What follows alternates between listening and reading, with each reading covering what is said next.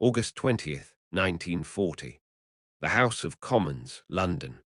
Prime Minister Winston Churchill rises to address Parliament about the air battle raging over southern England. For 6 weeks, the Royal Air Force has fought desperately against the Luftwaffe, outnumbered, exhausted, losing pilots faster than they can be replaced. Churchill's words echo through history. Never in the field of human conflict was so much owed by so many to so few. The few, the name sticks. The 2927 Allied airmen, British, Polish, Czech, Canadian, and others, who stood between Nazi Germany and the invasion of Britain. Young men, most in their early 20s, flying Spitfires and Hurricanes in a battle that would determine whether Britain survived or fell. At this moment, Britain stands alone. France has fallen. The Soviet Union has a non-aggression pact with Hitler. America remains neutral. The British Army, evacuated from Dunkirk, has left most of its equipment in France. If the Luftwaffe achieves air superiority, German invasion barges will cross the Channel and Britain will face conquest for the first time in nearly 1,000 years.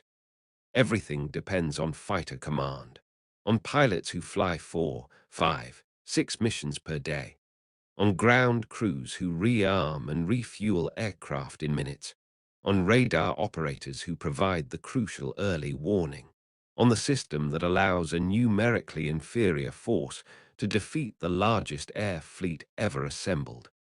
This is the story of the Battle of Britain, fought in the summer skies of 1940, decided by technology, courage, and the narrowest of margins. The battle that proved Hitler could be beaten, that gave Britain time to survive, and that changed the course of World War II. To understand the Battle of Britain, we must understand Britain's desperate situation in June 1940. The Blitzkrieg victories, in just 6 weeks, Germany conquered Poland, September 1939, 36 days, Denmark, April 1940, 6 hours, Norway, April-May 1940, 62 days of fighting, Netherlands, May 1940, 5 days, Belgium, May 1940, 18 days, France, May-June 1940, 46 days, the German military machine seems unstoppable. The Luftwaffe has swept opposition from the skies. Panzer divisions have torn through defensive lines. The Wehrmacht stands victorious across Western Europe. Britain has evacuated 338,000 troops from Dunkirk, a miracle of improvisation, but they left behind 2472 artillery pieces, 63,879 vehicles, 76,097 tons of ammunition, 416,000 tons of stores. The British Army is effectively disarmed. Invasion seems inevitable. Hitler's offer, on July 19, 1940, Hitler addresses the Reichstag, offering Britain peace terms. Recognize German conquests, return German colonies, and the war ends. Britain can keep its empire, Germany keeps Europe. Churchill's response is immediate and unequivocal. Never. Britain will fight on alone, regardless of the odds. But survival requires denying Germany air superiority. Without air superiority, Germany cannot invade. With it, invasion becomes possible, perhaps inevitable. Hitler issues Directive No. 16 on July 16, 1940. Prepare Operation Sea Lion, the invasion of Britain. But first, the Luftwaffe must destroy the Royal Air Force. The Luftwaffe, Reichsmarschall Hermann Göring, commands history's most powerful air force. Luftflotte 2, Field Marshal Albert Kesselring, based in northern France, Belgium, Netherlands, Luftflotte 3, Field Marshal Hugo Spell, based in northwestern France, Luftflotte 5, General Hans-Eugen Stumpf, based in Norway, combined strength. Approximately 2,800 aircraft, 1,200 medium bombers.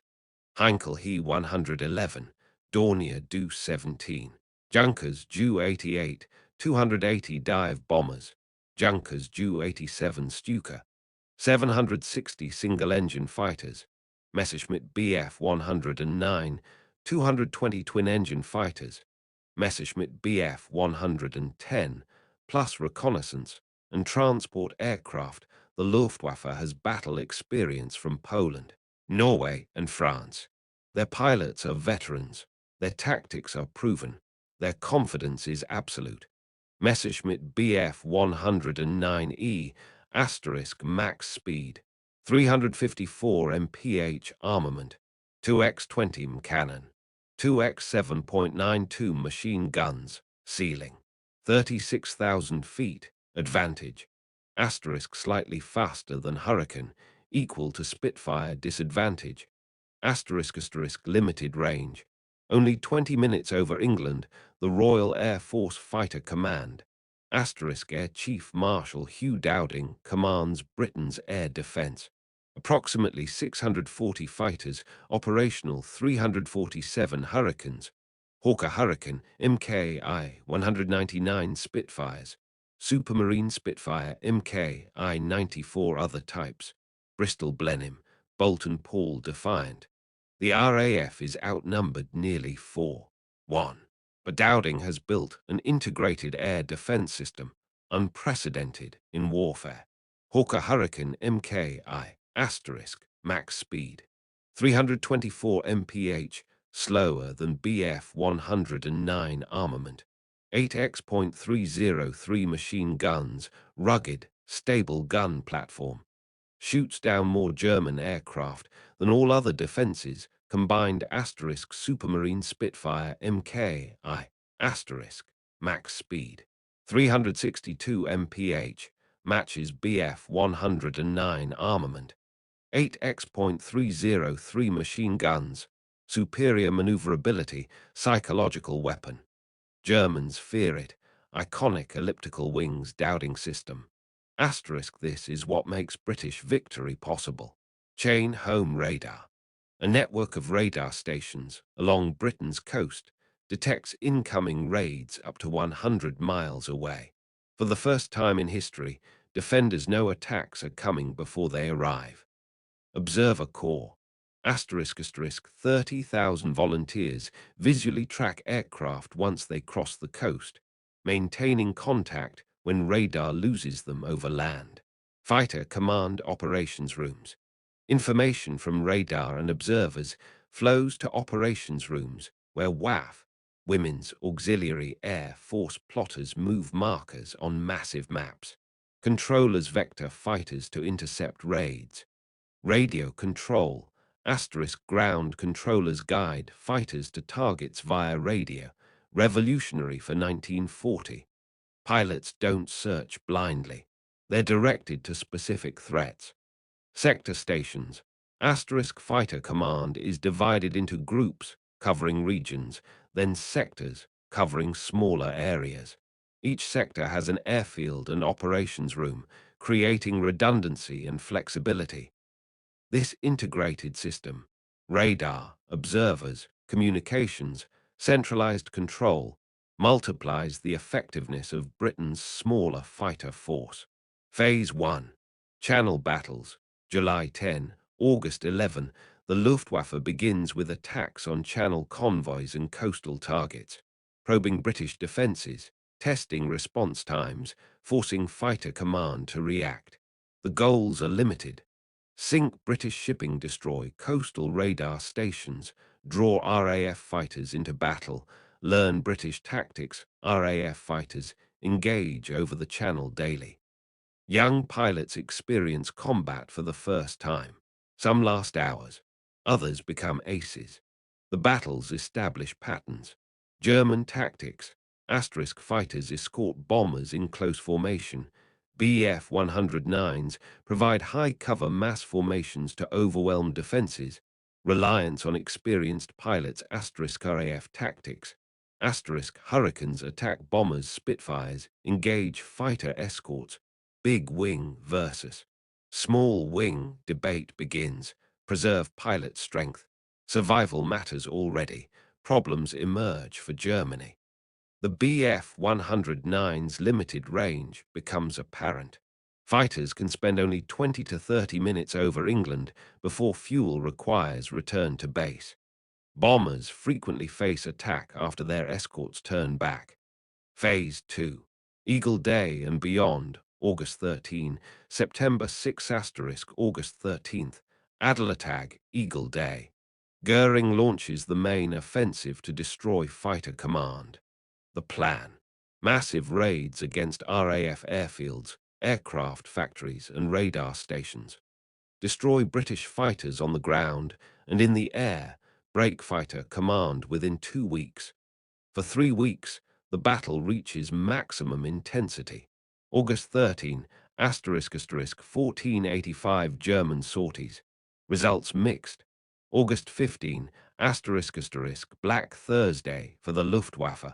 Luftflotte 5 attacks from Norway, caught without fighter escort by RAF fighters and devastated. The northern threat ends.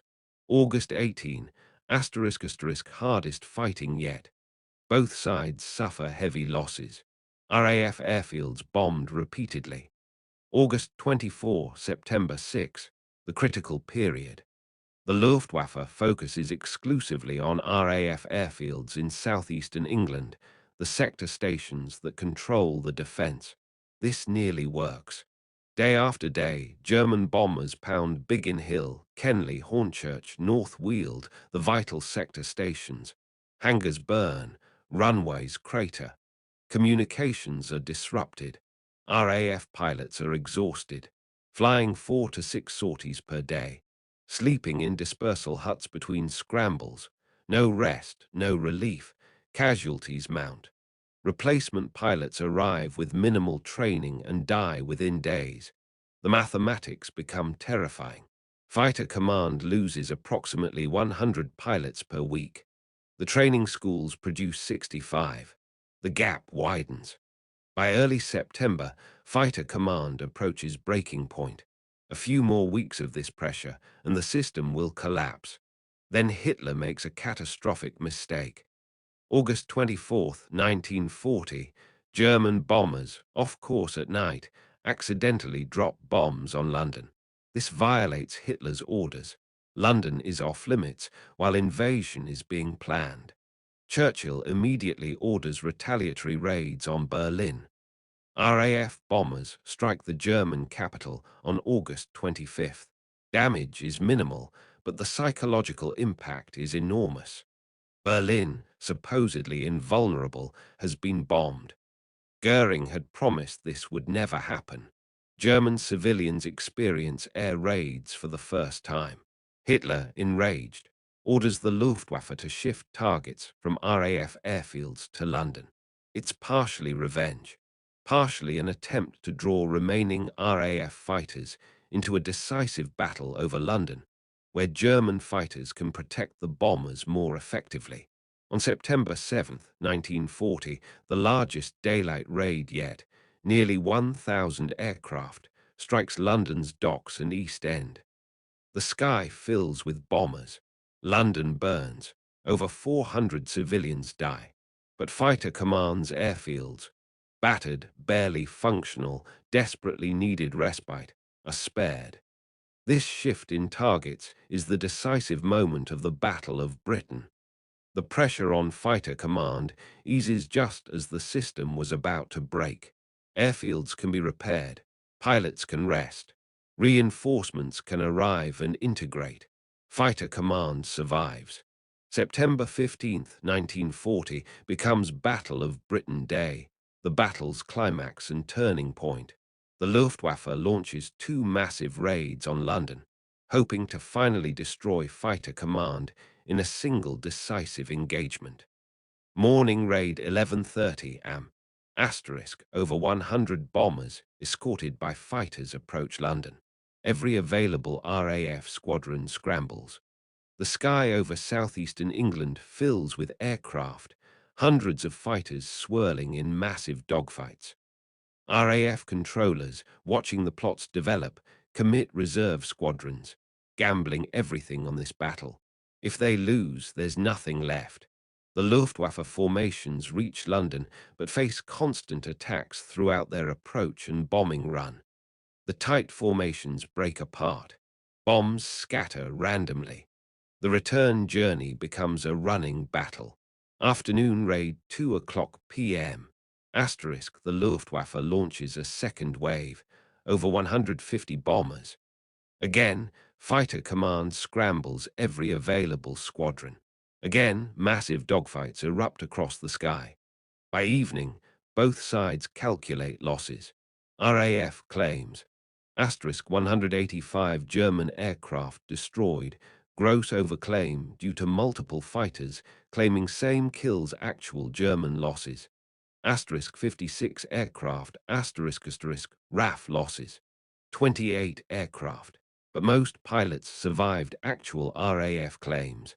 Asterisk 185 German aircraft destroyed. The true figure was 56, but the inflated claims demoralized the Luftwaffe. More importantly, the Luftwaffe failed to achieve air superiority. Fighter command remains operational. The bombing raids accomplished little. Over the following days, Hitler makes a critical decision: postpone Operation Sea Lion indefinitely. Without air superiority, invasion is impossible. The planned September 21st invasion date passes, then October 15th. Finally, the operation is postponed to spring 1941, then cancelled entirely. Germany will never invade Britain. The Battle of Britain traditionally ends on October 31st, 1940, though the Luftwaffe continues night bombing the Blitz through May 1941. The statistics, asterisk RAF Fighter Command, asterisk pilots who served, 2927 pilots killed, 544 aircraft lost, 1547 Luftwaffe, aircraft lost, 1887 aircrew killed, 2500 aircrew captured. The casualty figures tell only part of the story. Many RAF pilots who survived were wounded multiple times, burned, shot, broken bodies patched together, and returned to combat.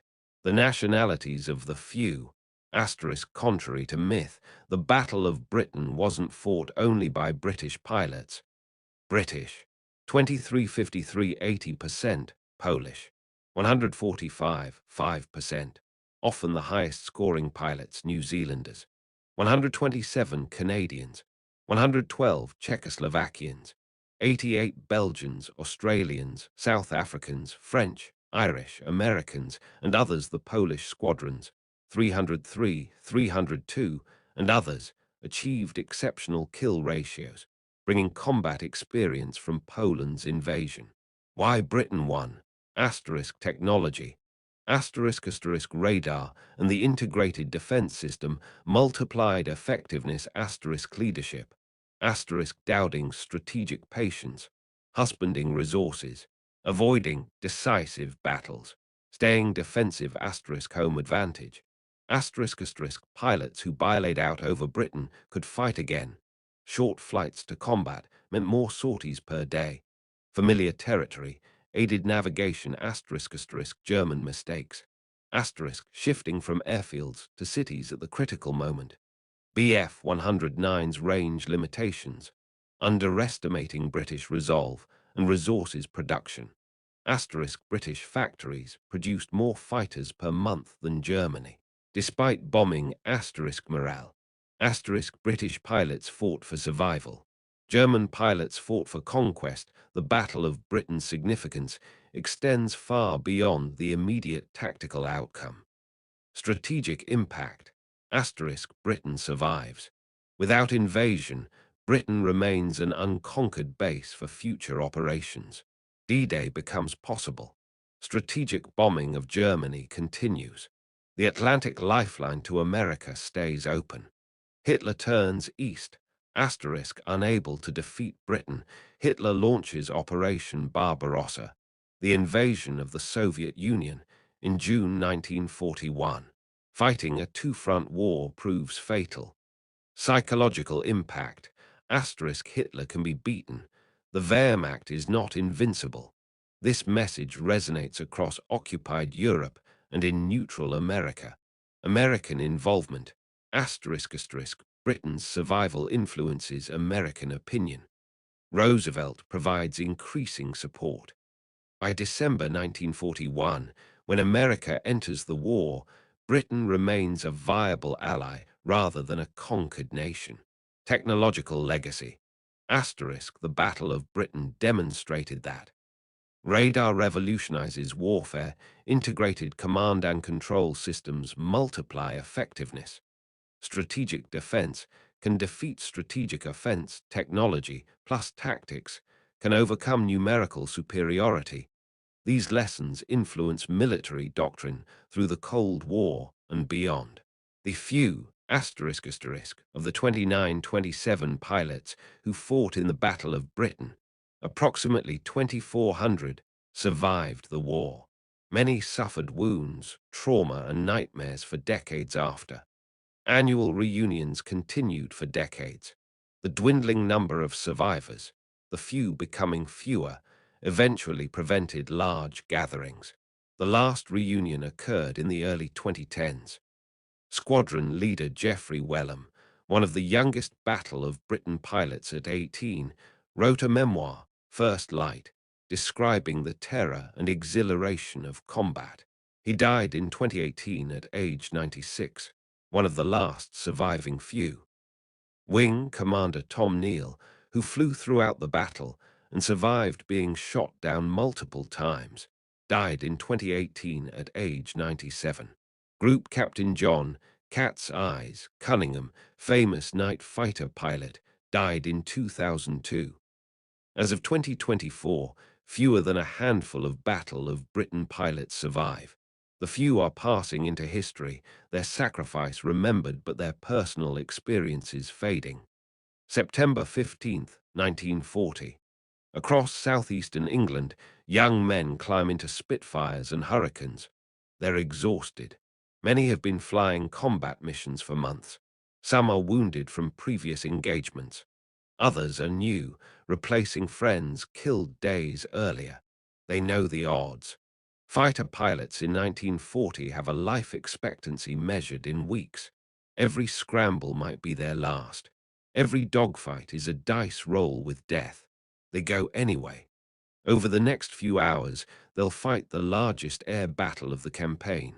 They'll shoot down enemy bombers, dogfight with Messerschmitts, watch friends die, and somehow survive to land, rearm, refuel, and do it again. By evening, Hitler will begin postponing the invasion. Britain will survive. The tide will begin, imperceptibly at first, to turn. Never in the field of human conflict was so much owed by so many to so few.